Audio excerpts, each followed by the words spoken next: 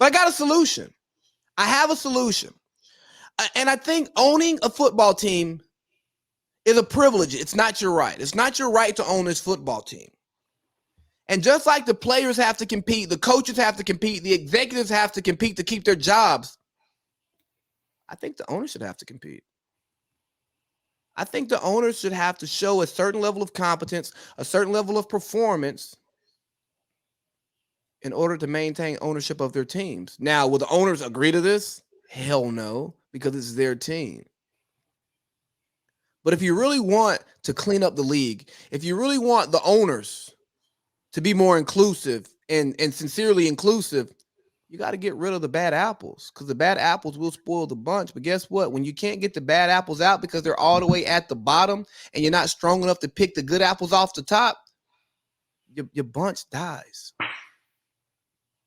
And for the draft, for the teams who are tanking, who are buying L's, here's my thing for you.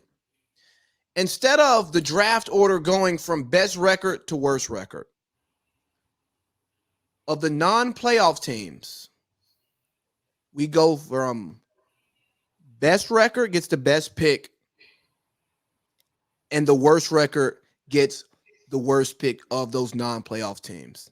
And I bet you'll see less tanking. I bet you'll see less teams giving up, benching starters, keeping people on the injured reserve, keeping them out of games when they could play. Because guess what? You're incentivized to get into the playoffs because you're trying to win a championship.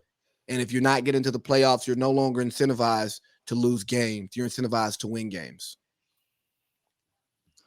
And, but at the end of the day, as long as we have these bad actors and this bad faith, ain't shit gonna change.